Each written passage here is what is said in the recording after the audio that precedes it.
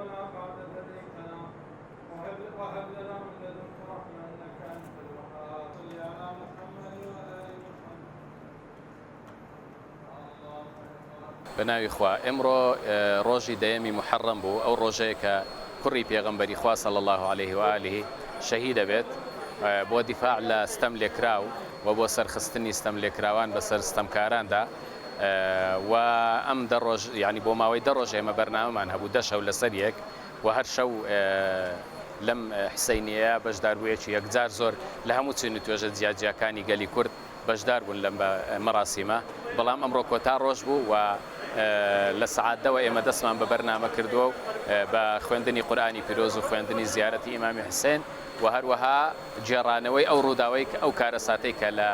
تەف و کەربەرا ڕوویە لەگەڵ خانەدانی پێغەمبەری خوا صلی الله عليه و آله تا تقریبا ساعتی 12 ساعت 12 ئێمە نوێژی نیوەڕۆ ئەکەین و نان دابەشەکەین بەسەر ئامادە بوواندا.